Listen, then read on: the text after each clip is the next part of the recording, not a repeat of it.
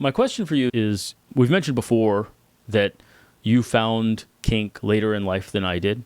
And as much as I like to take credit by sharing my book with you, I've been curious, actually, what was it about that book or the time period of exploring yourself that made it click versus maybe you had plenty of opportunity to read erotica at any point in your life? It seemed that the volume 3 of the book was the one that really made it click more, and then the first part of volume 1 helped a little bit. Mm-hmm. But the particulars, the new or the details seemed to really help it click for you.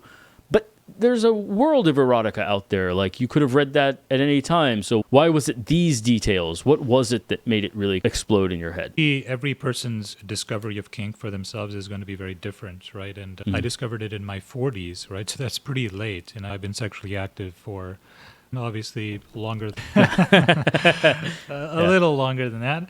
And as you probably know, like, I lost faith in religion over, I don't know, 10 or 15 years ago. And before that, I did have religious phases.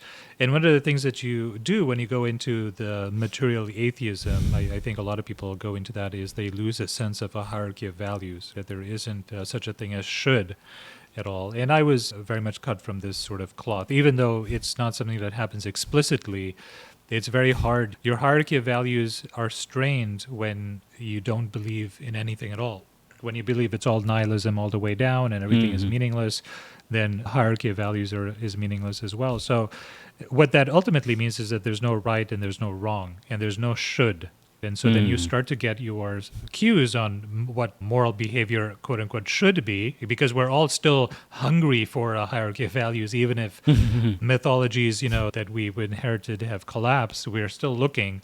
And so, like many people, I found that in scientism and in futurism, these sort of utopian sort of counter narratives that have come up, although they still didn't provide a should, they were at least fun and exciting enough to be distracted for a while.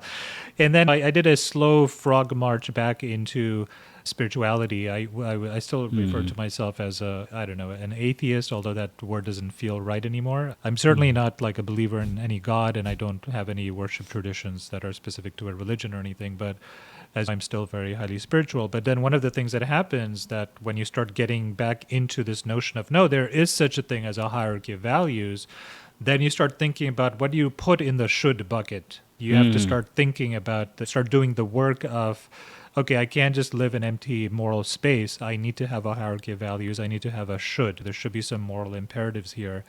And one of the things, when it came to trying to interpret my sexual relations or my relations with women from a lens of should, the first question that comes up is that, okay, what should my orientation with them be like, right? Because we've had feminism that have destroyed traditional gender roles, and then we also have access to us the idea of traditional gender roles, and one was an old idea and was a relatively new idea.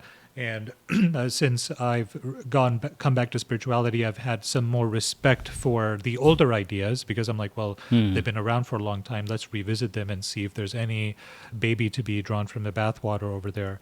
And then you look at traditional gender roles or roles amongst men and women throughout cultures and society, you do find that there is this sort of yin and yang, this sort of passive and active, this sort of feminine and masculine energy.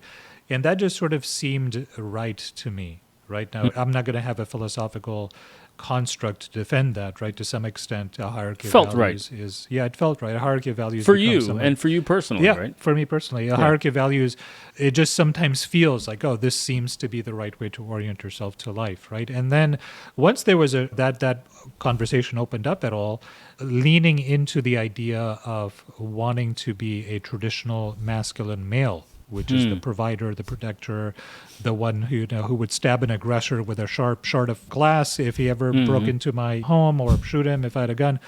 All of those started to become much more central to my identity of being a man, and what it meant to be a man, and what it means to be a masculine man and a good man. And there wasn't a very long road to walk between that conception of masculinity and then being open to kink, right? One of the other things that opened me up to kink as well is understanding the importance of ritualized behavior, which again is something that comes from religions and spiritualities, which have very highly ritualized behavior. And my material atheist self in the past used to say, well, all these rituals, they're just like superstitions. They don't mean anything, right?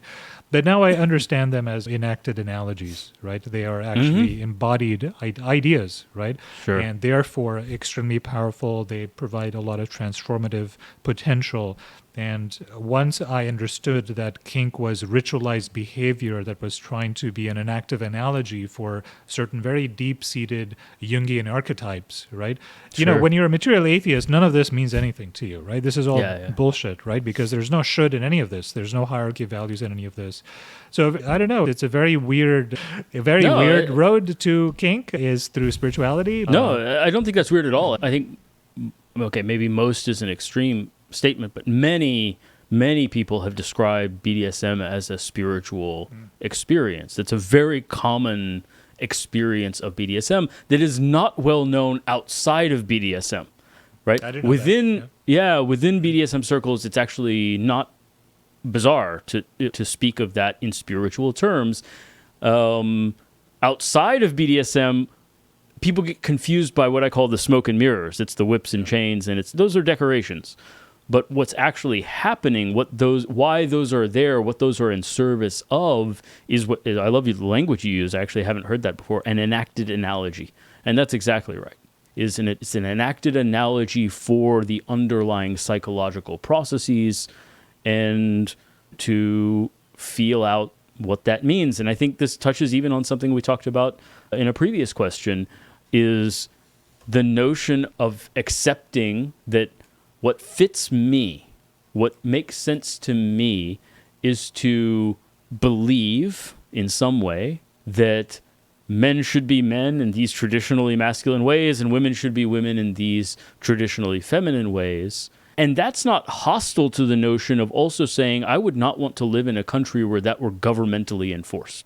So the should even is within the context of a deeply intimate relationship for me personally, which is different than saying should in a global sense of everybody else should be this way, right? And I think people have trouble differentiating between those shoulds, the notion that my hierarchy of values works in this frame. I also think it's interesting what you describe is that once you start exploring those masculine ideals or taking on those masculine ideals of honor and protection and so on and so forth, that it isn't a long leap to a more traditional worldview regarding your intimate relationships. I think that's fascinating.